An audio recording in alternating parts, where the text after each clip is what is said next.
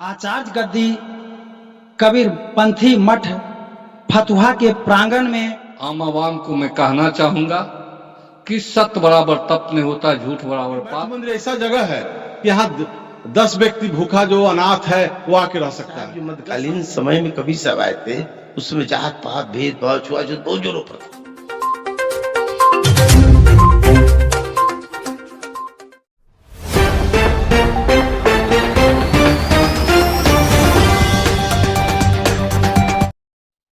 जय हिंद दोस्तों, G19 TV आज आपको एक बार पुनः लेकर के आया है आचार्य गद्दी कबीर पंथी मठ फतुहा के प्रांगण में। और यहां आप देख सकते हैं कि आज गुरु पूर्णिमा के शुभ अवसर पर गुरु पूजन की विशेष व्यवस्था की गई है और इस मठ के प्रांगण में दूर दूर से समाजसेवी संत महंत लोग आए हुए हैं। तो यहाँ इस आचार्य गद्दी के परिसर में आज गुरु पूर्णिमा के शुभ अवसर पर जो कार्यक्रम हो रहा है, इस चीज के बारी बारी से और हम आपको दिखाने का प्रयास करते हैं। कबीर सिद्धपीठ का प्रांगण है और यही वो ऐतिहासिक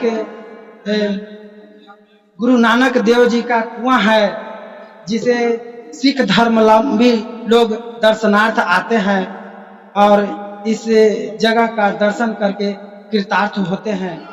दोस्तों, आप देख सकते हैं आचार्य गद्दी कबीर पंथी मठ फतुहा का यह परिसर है और आज गुरु पूर्णिमा के दिन अपने गुरु महाराज के पूजा अर्चना में यहाँ जो व्यवस्था किया गया है, इसमें आप देख सकते हैं कि बहुत सारे गणमान्य लोग आए हुए हैं और इस तरह से हम यहाँ के हर पहलू हर कार्यक्रम को आपको दिखाने का प्रयास करते हैं।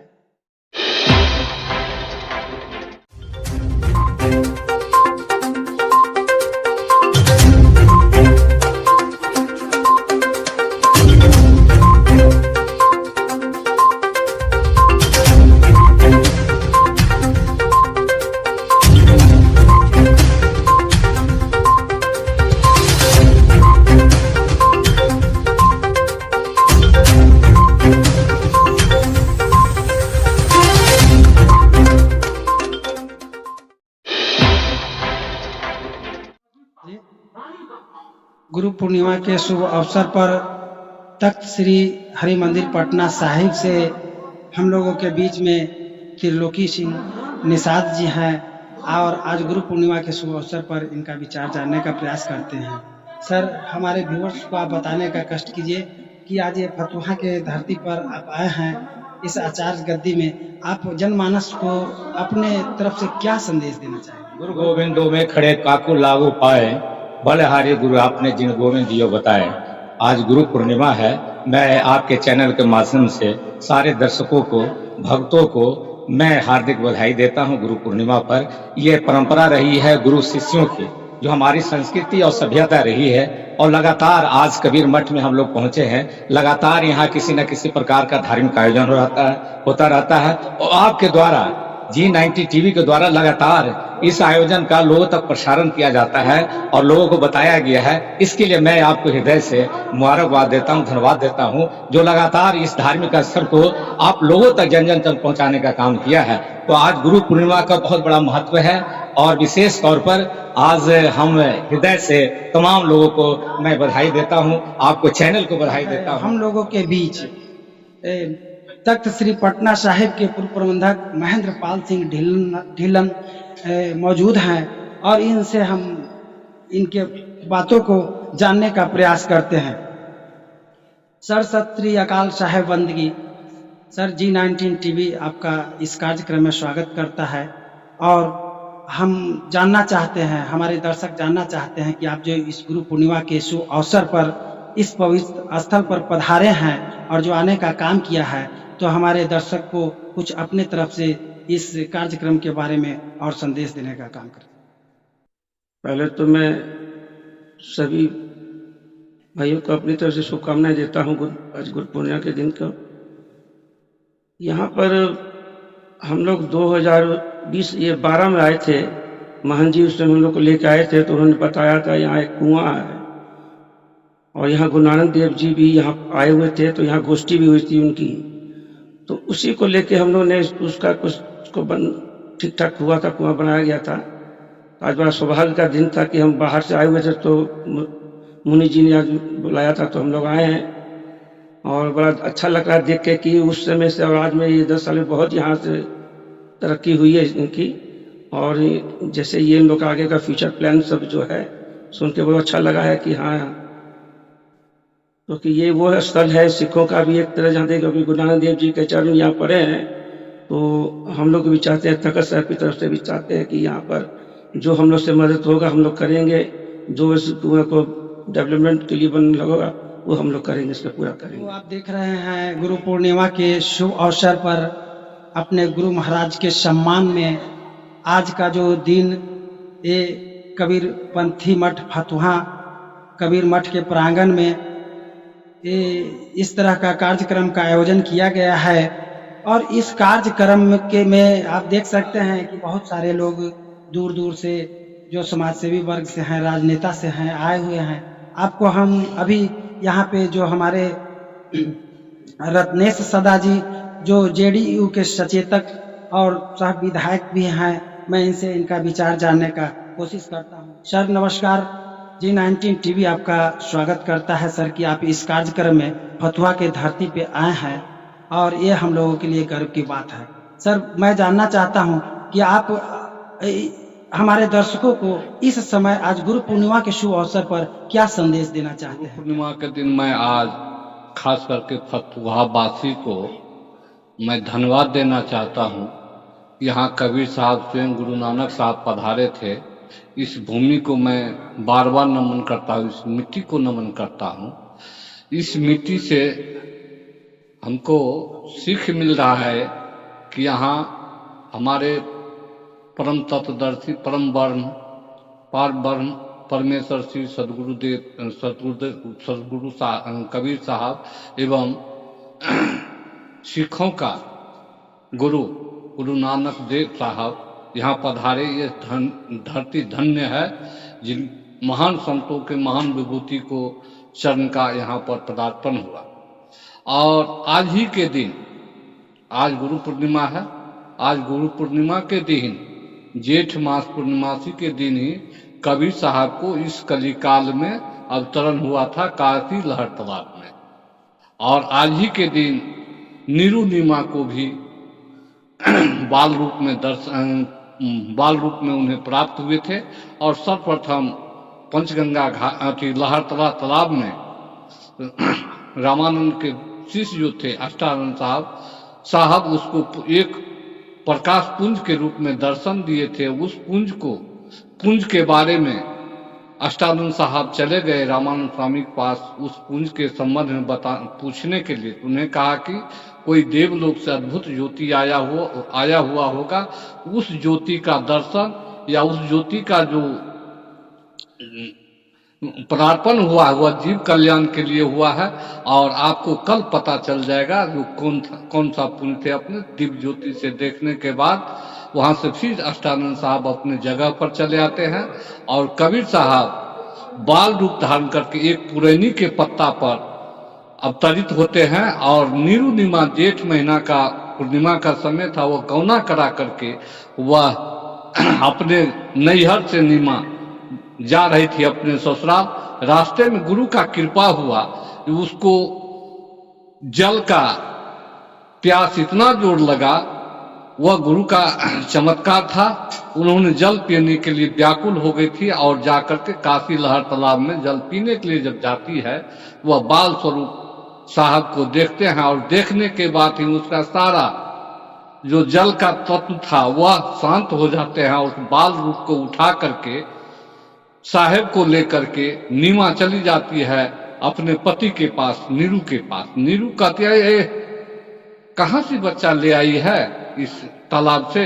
नीमा कहती है इस संसार में ऐसा सुंदर बालक नहीं देखे हैं, इसलिए इसको लेकर के आप और हम चले अपने घर को। लेकिन नीरू इस पर गुस्सा गए, कहा कोई समाज के लोग हमें क्या कहेंगे जो बिना गौना का ही इसको बच्चा हो गया है। नीमा कहे कि चाहे कुछ भी कहे समाज के लोग, इसको लेकर के आप हमको बच्चा को और हमको लेकर के साथ चलिए अपने घर। घर जाते हैं तो गांव के लोग उसको ढेर सारे विरोध करते हैं, बिना गौना के ही रूप में ही बच्चा इसको हो गया है। समाज के लोग हंसी करते हैं, उसका विरोध करते, लाख विरोध करने के बाद नीमा नीरू ब्राह्मण को और मौलवी को मंगाते हैं उसको नामकरण करने के लिए। नामकरण करने के लिए जब आते हैं पंडित जी और मौलवी साहब, तो पंडित जी के पतरा में आ जाते हैं विष्णु नाम में, और मौलवी साहब के पतरा में आ जाते हैं अल्लाह, कबीर, कबीरू। ये दोनों विचार करते हैं ये निम्न जाति के बच्चे को हम इतना बड़ा नाम, विष्णु नाम, कृष्ण नाम, राम नाम या कबीरू, अकबर या कबीर कैसे रखें? लेकिन सतगुरु कृपा हुआ, मियां मौलवी विचार के कहता है नीरू को, जय नीरू ये बच्चा बहुत होनहार है, इस बच्चा को अपने घर में खतना मतलब सुन्नत नहीं कराइए। तब तक में वह मौलवी क्या काम किया, जितना बड़ा नाम और इतना बड़ा महापुरुष के घर में आ गया है, इससे इस बच्चा को रास्ते से हटा दे। लेकिन कबीर साहब को रास्ते से हटाने के लिए उन्होंने, मौलवी ने 70 बार तेगा चलाए। उस बाल स्वरूप साहब को 70 बार तेगा चलाए। तेगा चलाने के बाद उसको, मौलवी को लगता था इसको उस तर से धर अलग कर दिए, लेकिन साहब को बाल बाका तक नहीं हुआ। जब खतना के लिए गया तो खतना के बाद उसको 1 इंद्री इंसान को होता है, लेकिन साहब उनको 5 इंद्री को दर्शन कराए। इसमें भी मौलवी साहब त्रायमान करने लगे और अपने आप आज ही के दिन मियां मौलवी को कहा है तुम क्या कबीरू अकबर कर रहे हो, अल्लाह क्यों कर रहे हो, विष्णु के? मेरा नाम इस कलयुग में कबीर है, इसलिए मैं जीव कल्याण के लिए मैं आज के दिन अवतरित हुआ हूं। हमसे इस संसार में कल्याण होगा, जीव का उद्धार होगा और जीव को इसका निरंजन के फांस से उबार करके और सतलोक भेजने का काम करने के लिए हमको यहाँ अवतरित होना पड़ा। थोड़ा आप अपने तरफ से जनमानस में अभी आज के समय में क्या चल रहा है, क्या करना चाहिए, इस पर थोड़ा सा 2 शब्द। जनमानस में मैं खास करके आम आवाम को मैं कहना चाहूंगा कि सत्य बराबर तप नहीं होता, झूठ बराबर पाप। सत्य को लेकर चलिएगा तो आपको सारी भक्ति पूरा हो जाएगी, और झूठ को लेकर चलिएगा तो कितनों बबाजी माला पीने, कंठी पीने, काट के करे कसाई का काम, आशा टाके बैकुंठ के बुर्बक है भगवान। हम कंठी पहन ले और कसाई का दिन भर झूठ बोले, दिन भर बेविचार करे, दिन भर दूसरे को ठगे, इससे भगवान मिलने वाला नहीं है।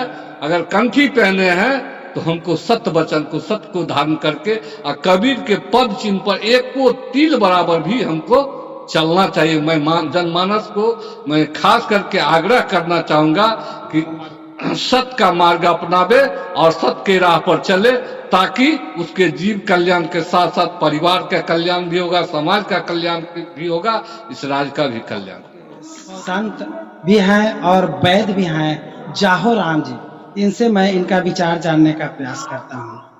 जाहो राम जी, आप ये बताइए साहब कि आज गुरु पूर्णिमा के शुभ अवसर पर आप आए हैं, और इस शुभ अवसर पर आप मतलब दर्शकों से, लोगों से क्या कहना चाहते हैं? हम तो यही कहना चाहते हैं कि आज गुरु पूर्णिमा है, हमारा गुरु जी का जन्मदिन है, इसीलिए हम लोग उत्सव में यहाँ आ गए हैं। आज बुद्ध पूर्णिमा के शुभ अवसर पर गुरु पूजन का आयोजन किया गया है, और यहाँ पे हम लोगों के बीच में समाज सेवी और बीजेपी के वरिष्ठ नेता पूर्व विधायक सतीश कुमार जी हैं, और इनसे हम ये बात को जानना चाहते हैं कि सर G19 टीवी आपसे सवाल करता है, आप इन बातों को सर थोड़ा गंभीरता से लीजिएगा। मैं अक्सर यहाँ आ रहा हूँ और देख रहा हूँ और पता चला है कि यहाँ कमेटी की गठन की गई है।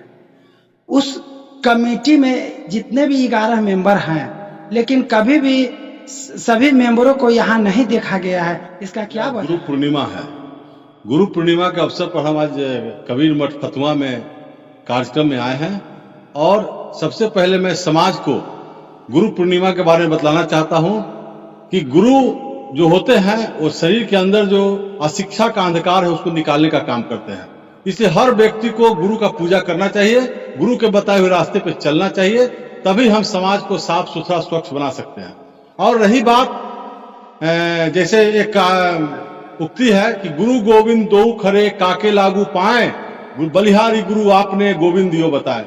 मतलब गुरु की बलिहारी है कि आपने बताया कि भगवान है, इनकी पूजा होनी चाहिए। तो आपने दूसरा प्रश्न किया कि मठ में कमेटी का गठन हो चुका है, लेकिन कोई मेंबर समय पर आते नहीं है, अध्यक्ष आते नहीं है, कार्यकारी अध्यक्ष आते नहीं है। यह दुर्भाग्य की बात है। धार्मिक न्यास बोर्ड पूरे बिहार के राज्य के सभी मठ मंदिरों का हेड है और जब धार्मिक न्यास बोर्ड पटना बिहार ने चिट्ठी निकाल करके कबीर मठ में एक अस्थायी 1 साल के लिए कार्यकारी अध्यक्ष और 10 मेंबर बनाए हैं, तो उनमें कार्यकारी अध्यक्ष और जो मेंबर हैं, सचिव हैं, उनका ड्यूटी है, कर्तव्य बनता है कि वो मंदिर का देखभाल करे, रख रखाव कैसे हो, कैसे मंदिर में पूजा पाठ हो। इसके लिए धार्मिक न्यास बोर्ड ने महंत ब्रजेश मुनि को संरक्षक बना चुके हैं और उन्हें पूरा अधिकार दिया गया है, महंत ब्रजेश मुनि जी को जो संरक्षक हैं, कि आप पूजा पाठ कर सकते हैं, धार्मिक आयोजन कर सकते हैं। इसी के तत्वाधान में 28, 29, 30 को कबीर महोत्सव सांप्रदायिक सौहार्द मेला का आयोजन किया गया। बिहार सरकार के राजस्व विभाग द्वारा राशि भी आवंटित की गई है। तो सरकार भी चाहती है कि जो मठ मंदिर की जमीन है वो सुरक्षित रहे। इसके लिए कमेटी के सदस्यों का दायित्व बनता है कि वो अपने जो मठ मंदिर के अंदर में जितने दुकान है, जितने व्यावसायिक प्रतिष्ठान है, उसका सही किराया लेकर के मंदिर के विकास में काम करे। क्योंकि मठ मंदिर ऐसा जगह है कि यहाँ 10 व्यक्ति भूखा जो अनाथ है वो आके रह सकता है। 10 साधु संत आते जाते हैं, घूमते रहते हैं, वो आएंगे तो यहाँ पर उनको भोजन का व्यवस्था हो, रहने का व्यवस्था हो, जाने के समय विदाई का व्यवस्था हो, ताकि वो यहाँ से अगर राजगीर जाना चाहे, चाहे विद्युपुर मठ में जाना चाहे, चाहे बनारस जाना चाहे, चाहे बख्तियारपुर जाना चाहे, तो कैसे जाएंगे। इसके लिए मठ में ये व्यवस्था होनी चाहिए और ये सारा दायित्व जो अध्यक्ष है, जो कमेटी बनी है, उनका दायित्व बनता है। मैं बिहार धार्मिक न्यास परिषद के चेयरमैन माननीय अखिलेश जैन साहब से ये कहना चाहता हूं कि अगर आप सही मायने में मठ मंदिर का विकास चाहते हैं, फतुहा मठ का विकास चाहते हैं, तो यहाँ एक अच्छी कमेटी बनाए जो मठ के प्रति जागरूक हो और सदगुरु कबीर की भावना मत को मानने वाले हों, संत कबीर के बताए हुए रास्ते पर चलने वाले लोग हो और वो संरक्षक की बात माने, तभी इस मठ का विकास होगा। अन्यथा ये उलझते रहेगा और कभी भी आगे नहीं बढ़ पाए। फतुहा आचार्य पीठ के संरक्षक महंत ब्रजेश मुनि महाराज जी हैं। साहेब बंदगी साहब आप हमारे दर्शकों को बतलाएं कि आज गुरु पूर्णिमा के दिन जो कार्यक्रम का आयोजन किया गया है, और क्या इससे आगे भी किसी धार्मिक आयोजन के बारे में कुछ जानकारी देने का सर कष्ट करें। अभी आपको मालूम होगा कि यह आचार्य पीठ एक ऐतिहासिक स्थल है। यहाँ 1526 में सदगुरु कबीर साहब, गुरु नानक देव जी, गुरु रविदास जी, पीपा जी, पलटू जी, सेन जी, तमाम संतों का समागम हुआ था। और उस समय गुरु नानक देव जी पटना से राजगीर जाने के क्रम में यहाँ रुके थे और कई संतों के साथ सहभागिता हुआ था, कुआं का निर्माण हुआ था। और आने वाला समय में कार्तिक पूर्णिमा में यहाँ गुरु नानक महोत्सव भी हम लोग मनाएंगे कि पूरी दुनिया से लोग जो पटना साहिब आएंगे वो फतुहा में भी दर्शन करेंगे, जो राजगीर जाएंगे वो फतुहा दर्शन करके जाएंगे, कुआं का जनामृत लेंगे, जल ले जाएंगे। और इस तरह का ये हमारा उद्देश्य है कि एक पर्यटक स्थल से जुड़े, कबीर सर्किट पर काम हो, सिख सर्किट के साथ जुड़े। राज्य सरकार, केंद्र सरकार से भी मेरी मांग हो रही है जी। और हमेशा मैं विकास चाहता हूँ, ये ऐतिहासिक धरोहर है, इसका विकास हो, उन्नति हो और आप लोगों का सहयोग मिलता रहे। आपका इस मठ में और कोई आगामी कार्यक्रम हाल फिलहाल में क्या करने वाले हैं? कभी 7 दिन तो मेरा एक कबीर कथा होगी, जिसमें कबीर साहब जो मध्यकालीन समय में कबीर साहब आए थे, उसमें जात पात भेदभाव छुआछूत बहुत जोरों पर था। और उस समय उन्होंने डंके की चोट पर हिंदू मुस्लिम सबको फटकारा, जो पाखंड आडंबर था उसको फटकारा। वही कथा मैं कह रहा हूँ पूरे 7 दिन कथा चलेगा सदगुरु कबीर साहब का कथा, जो उनका जीवन दर्शन, जैसे भागवत रामायण गीता उपनिषद है, ठीक उसी प्रकार उनका ग्रंथ बीजक, जो 7 दिन हृदय नारायण झा जी कथा कहेंगे, मैं भी कहूंगा, हमारे विवेक मुनि है शिष्य वो भी कहेंगे। समय समय पर निर्गुण भजन होगा, संध्या सुवर्ण होगा, बीजक का पाठ होगा, ये लगन निरंतर चलता है। जी आपका चैनल बहुत जोरों पर आगे बढ़ रहा है, मैं देख रहा हूँ, यूट्यूब पर भी मैं देखा हूँ कि कई हजार दर्शक अभी अपने 28 से 30 का जो कबीर महोत्सव सांप्रदायिक सौहार्द मेला लगा, ये अमृत महोत्सव, आजादी के अमृत महोत्सव पर, इस अथी पर आपका बहुत बढ़िया चला है। और आगे भी मैं शुभकामना आपको देता हूँ, आशीर्वाद देता हूँ कि आपका और चैनल आगे बढ़े और किसी की चापलूसी नहीं, स्पष्ट और सत्य और जो विचार होता है वो उस पर चलेंगे, आगे बढ़ेंगे।